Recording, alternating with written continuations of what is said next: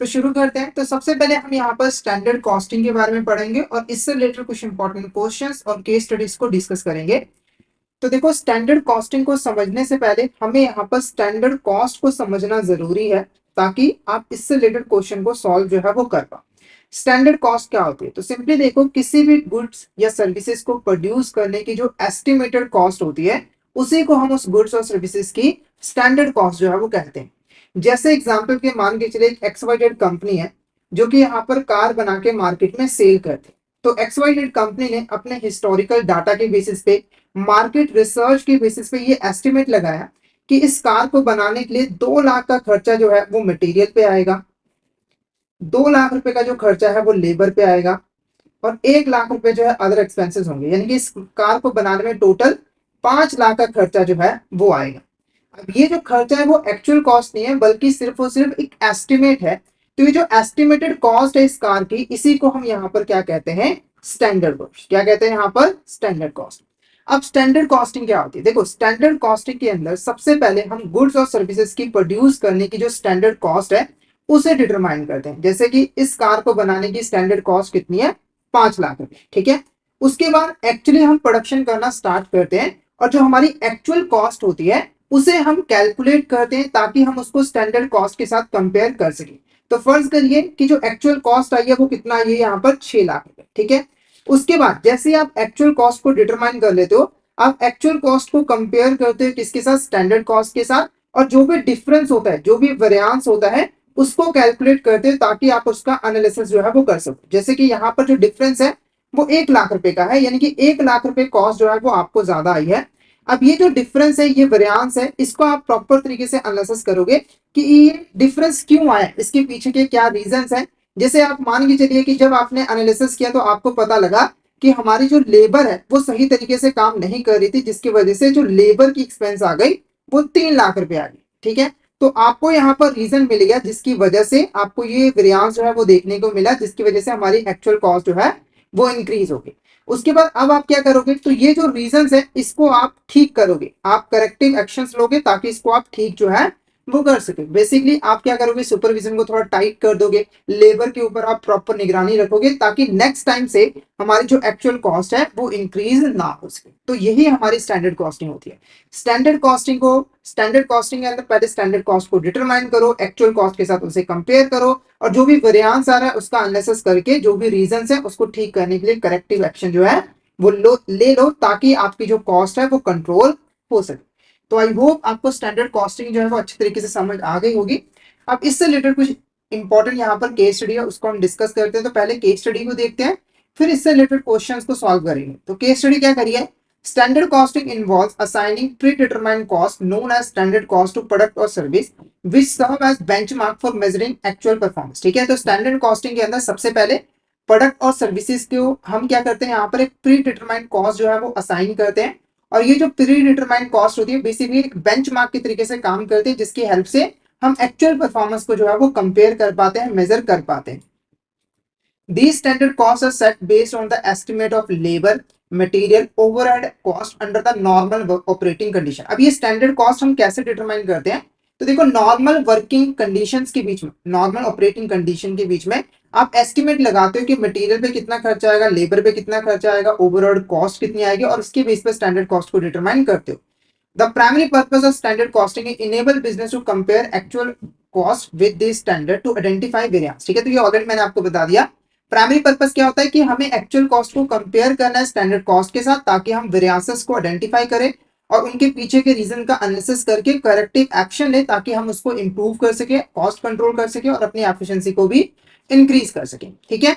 Bye highlighting differences between expected and actual cost, standard costing aids in budgeting, cost management, decision making process. तो ये बिल्कुल correct है। Standard costing जो है budget बनाने में, कॉस्ट मैनेजमेंट करने में और डिसीजन मेकिंग करने में काफी इंपॉर्टेंट रोल जो है वो प्ले करती है। तो ये हमारी क्या थी? यहाँ पर केस स्टडी थी। अब इसके बेस पर आपको क्वेश्चन के आंसर जो है वो करने। फर्स्ट क्वेश्चन देखो, standard cost of material refers to the predetermined cost set for the material required to produce a product or provide a service. Which of the following is a type of standard cost of material? तो सबसे पहले यहाँ पर standard cost of material क्या है इसको समझो। तो देखो, एक प्रोडक्ट या सर्विस को प्रोड्यूस करने की जो मटेरियल की एस्टिमेटेड कॉस्ट है उसी को हम स्टैंडर्ड कॉस्ट ऑफ मटेरियल कहते हैं। जैसे फर्स्ट करिए एक्सवाइजेड कंपनी है, वो यहाँ पर कार बना के मार्केट में सेल करती है, तो इसने एस्टिमेट लगाया कि एक कार को बनाने के लिए उसे यहाँ पर 2 लाख रुपए का मटेरियल जो है वो यूज करना पड़ेगा।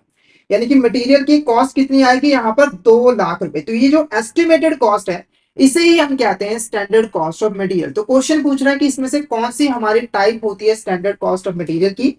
तो देखो स्टैंडर्ड कॉस्ट ऑफ मटेरियल के हमारे दो इंपॉर्टेंट कंपोनेंट होते हैं, कौन कौन से, मटेरियल यूसेज स्टैंडर्ड और मटेरियल प्राइस स्टैंडर्ड। तो इस क्वेश्चन का जो आंसर है वो ऑप्शन डी है, both A and B is a correct answer. अब ये दोनों स्टैंडर्ड है क्या उसको थोड़ा सा समझ लेते हैं। पहले बात करते हैं मटेरियल यूसेज स्टैंडर्ड की। देखो मटेरियल यूसेज स्टैंडर्ड के अंदर हम बेसिकली मटेरियल की जो क्वांटिटी है उसका स्टैंडर्ड जो है वो फिक्स करते हैं। सिंपल भाषा में समझाऊं तो एक प्रोडक्ट को बनाने के लिए, एक यूनिट ऑफ प्रोडक्ट को बनाने के लिए आपको कितने मटेरियल्स की क्वांटिटी चाहिए वो हम डिटरमाइन करते हैं। जैसे एग्जांपल के मान लीजिए एक प्रोडक्ट है एक्स, उसको बनाने के लिए यहाँ पर 10 यूनिट्स ऑफ रॉ मटेरियल की जरूरत जो है वो पड़ती है। तो हमने एक एस्टिमेट लगाया कि एक्स प्रोडक्ट को बनाने के लिए 10 यूनिट्स जो है वो रिक्वायर्ड होंगे रॉ मटेरियल की। तो ये हमने क्या बना लिया यहाँ पर, एक स्टैंडर्ड बना लिया मटेरियल यूसेज का। इसे हम मटेरियल यूसेज स्टैंडर्ड जो है वो कहते हैं। उसके बाद है material price standard. Material price standard के अंदर हम बेसिकली जो मटेरियल का प्राइस है उसको एस्टिमेट करते हैं, उसका स्टैंडर्ड जो है वो फिक्स करते हैं। जैसे एग्जांपल के आपने बोला कि 10 यूनिट्स आपको चाहिए, तो एक यूनिट जो का जो खर्चा है वो आपको 5 रुपए जो है वो पड़ेगा। एक यूनिट का खर्चा जो है वो आपको 5 रुपए पड़ेगा। यानी कि आप जब रॉ मटेरियल को खरीदने जाओगे तो आप कोशिश करोगे कि एक यूनिट जो है वो आपको 5 रुपए में मिल जाए। तो ये जो स्टैंडर्ड आपने फिक्स किया है इसे हम कहते हैं मटेरियल प्राइस स्टैंडर्ड। तो इसके अंदर हमने क्वांटिटी का स्टैंडर्ड फिक्स किया कि हमें एक यूनिट ऑफ प्रोडक्ट को बनाने के लिए कितनी क्वांटिटीज की जरूरत जो है वो पड़ेगी, और इसके अंदर हमने बेसिकली प्राइस जो है वो सेट किया। ठीक है, और इन दोनों से मिलकर हमारी जो total standard cost of material है वो बनती है। तो option D both A and B हमारा करेक्ट आंसर है। ठीक है, नेक्स्ट क्वेश्चन की बात करें, XYZ company has determined that it should take 10 units of material X to produce 1 unit of flagship gadget, what does this represent. ठीक है, तो एक यहाँ पर एक्सवाइजेड कंपनी है, उसने डिटरमाइन किया है कि एक फ्लैगशिप गैजेट को बनाने के लिए उसे 10 यूनिट्स ऑफ मटेरियल की जरूरत जो है वो पड़ेगी। तो ये जो एस्टिमेट लगाया गया है, ये जो डिटर्मिनेशन की गई है, ये किसे रिप्रेजेंट कर रहा है, मटेरियल यूसेज स्टैंडर्ड को, मटेरियल प्राइस स्टैंडर्ड को, मटेरियल क्वांटिटी स्टैंडर्ड को, या फिर ऑल ऑफ द। तो फटाफट से इसका आंसर बता दीजिए, इसका आंसर क्या होगा। मैंने अभी आपको दोनों का मतलब समझाया है, तो फटाफट से चैट बॉक्स में इसका आंसर बता दीजिए, इसका आंसर आपको क्या लग रहा है, ये किसे यहाँ पर रिप्रेजेंट जो है वो कर रहा है, क्या होगा इसका करेक्ट आंसर, फटाफट से चैट बॉक्स में बता। तो ये रिप्रेजेंट कर रहा है मटेरियल यूसेज स्टैंडर्ड को। किसे रिप्रेजेंट कर रहा है, मटेरियल यूसेज स्टैंडर्ड को। नेक्स्ट क्वेश्चन की बात करें, which of the statement defines material price standard, इसमें से कौन सी ऐसी स्टेटमेंट है जो कि यहाँ पर मटेरियल प्राइस स्टैंडर्ड को डिफाइन करती है। पहले देखो, it refers to the predetermined cost per unit of quantity और materials used in production process. It represents the expected or planned price at which material should be acquired. तो ये basically हमारी जो raw material है उसकी per unit cost कितनी होगी उसे जो है रिप्रेजेंट करता है। यानी कि हमारी जो हम रॉ मटेरियल यूज करेंगे उसकी जो per unit pre determined cost है उसे हम मटेरियल प्राइस स्टैंडर्ड कहते हैं। और ये बेसिकली हमें बताता है कि फ्यूचर में हमें कितने प्राइस पे जो है वो मटेरियल को एक्वायर करना है, यानी कि परचेज करना है। तो ये स्टेटमेंट बिल्कुल करेक्ट है। ये स्टेटमेंट जो है वो अच्छे तरीके से मटेरियल प्राइस स्टैंडर्ड को डिफाइन जो है वो करती है। उसके बाद बाकी के ऑप्शन देख लो, it refers to the actual cost per unit or quantity of material used in production process. It represents the fluctuating market price at which materials are required. तो ये तो बेसिकली एक्चुअल कॉस्ट बता रहे हैं, तो ये तो गलत ही होगा। ठीक है, क्योंकि हम यहाँ पर स्टैंडर्ड कॉस्ट की बात कर रहे हैं। उसके बाद है it refers to the predetermined cost per unit of quantity of finish goods sold. तो यहाँ पर बात हो रही है मटेरियल्स की, और ये कह रहा है फिनिश गुड, यानी कि मटेरियल से जो हमने फाइनल प्रोडक्ट जो है वो बना लिया है। तो ये भी कर रहे थे। तो ऑप्शन ए हमारा करेक्ट आंसर रहेगा। ये जो स्टेटमेंट है वो अच्छे तरीके से मटेरियल प्राइस स्टैंडर्ड को डिफाइन जो है वो कर रही है। नेक्स्ट क्वेश्चन की बात करें, dash refers to the predetermined cost set for the labour required to produce a product और प्रोवाइड अ सर्विस। ठीक है, तो हमारी जो लेबर की प्री डिटरमाइंड कॉस्ट होती है उसे हम यहाँ पर क्या कहते हैं, और ये बेसिकली हमें बताता है कि अगर आपको लेबर की जरूरत है तो आपको कितना खर्च जो है वो करना पड़ता है और ये जो कॉस्ट है वो बेसिकली हम डिफरेंट डिफरेंट फैक्टर जैसे कि standard hours of work required, wage rate, labour efficiency, इनके बेस पर हम जो है डिसाइड करते हैं, इनके बेस पर एस्टिमेट जो है वो लगाते हैं। तो इसे हम क्या कहेंगे? Actual cost of labour, standard cost of labour, overhead cost of labour या फिर वेरिएबल कॉस्ट ऑफ लेबर। क्या लग रहा है आपको इसका करेक्ट आंसर क्या होगा? तो इसका जो करेक्ट आंसर है वो है स्टैंडर्ड कॉस्ट ऑफ लेबर। ठीक है, तो बेसिकली इसके अंदर हम डिटरमाइन करते हैं कि अगर हम प्रोडक्ट को बनाते हैं तो हमें लेबर पे जो है वो कितना खर्च जो है वो करना पड़ेगा, और ये एक इंपॉर्टेंट एलिमेंट होता है हमारा कॉस्ट का। अगर आपने प्रीवियस लेक्चर नहीं देखा है तो इसका लिंक आपको वीडियो के डिस्क्रिप्शन में मिल जाएगा। तो वहां पर हमने एलिमेंट्स ऑफ कॉस्ट के बारे में डिटेल में डिस्कस किया है, तो उस वीडियो को जरूर यहाँ पर देख लीजिएगा। ठीक है, तो लेबर की कॉस्ट, जैसे एग्जांपल किया यहाँ पर एक्सवाइजेड कंपनी ने डिटरमाइन किया था कि अगर वो कार बनाती तो उसे 2 लाख रुपए लेबर पे खर्च करना पड़ेगा। तो ये बेसिकली क्या है? स्टैंडर्ड कॉस्ट ऑफ लेबर है। क्या है? स्टैंडर्ड कॉस्ट ऑफ लेबर है। ठीक है, आप देखो मटेरियल के जैसे ही हमारा जो स्टैंडर्ड कॉस्ट ऑफ लेबर है उसके भी 2 इंपॉर्टेंट कंपोनेंट होते हैं। कौन कौन से? स्टैंडर्ड लेबर टाइम और लेबर रेट स्टैंडर्ड। पहले हम बात करें स्टैंडर्ड लेबर टाइम, तो इसके अंदर हम बेसिकली एस्टिमेट लगाते हैं कि किसी पर्टिकुलर टास्क को नॉर्मल कंडीशन के अंदर एक स्किल्ड लेबर जो है कितने टाइम में पूरा जो है वो करेगा, उसका हम टाइम जो है वो फिक्स कर देते हैं। जैसे एग्जांपल के मान के चलो यहाँ पर एक ए पर्सन है जो कि एक स्किल्ड लेबर है, उसको अपना काम जो है वो अच्छी तरीके से आता है। तो हमने फिक्स कर दिया कि जो ए पर्सन है वो यहाँ पर 100 यूनिट 100 यूनिट जो है वो 8 घंटे में जो है वो प्रोड्यूस करेगा। ये हमने क्या किया? एक स्टैंडर्ड जो है वो फिक्स कर दिया है। तो इसे हम क्या कहेंगे? स्टैंडर्ड लेबर टाइम, यानी कि एक स्किल्ड लेबर कितने टाइम में जो है अपने काम को कंप्लीट करता है, उसका हमने स्टैंडर्ड फिक्स कर दिया। उसके बाद लेबर रेट स्टैंडर्ड, इसके अंदर हम लेबर को पे कितना करेंगे इसका हमने रेट स्टैंडर्ड जो है फिक्स किया है। जैसे हमने बोला कि ए को ना हम 1 घंटे के 100 रुपए यहां पर देंगे, यानी कि अगर वो 8 घंटे काम करता है तो उसे हम 800 रुपए जो है वो देंगे। तो ये बेसिकली एस्टिमेटेड है। तो ये जो स्टैंडर्ड कॉस्ट है ये हमारी कहलाएगी लेबर रेट स्टैंडर्ड, और इन दोनों से मिलकर ये हमारा स्टैंडर्ड कॉस्ट ऑफ लेबर जो है वो बनता है। क्लियर है? नेक्स्ट क्वेश्चन की बात करें, standard labour time is important component of standard labour cost, what is meaning of standard labour time? ठीक है, तो यहाँ पर क्वेश्चन पूछ रहा है कि स्टैंडर्ड लेबर टाइम का मतलब यहाँ पर क्या है। पहला, the average time a worker takes to complete a task regardless of skill level. एक एवरेज वर्कर किसी काम को कितने टाइम में करता है, एवरेज टाइम में करता है, चाहे स्किल लेवल उसका जितना भी हो।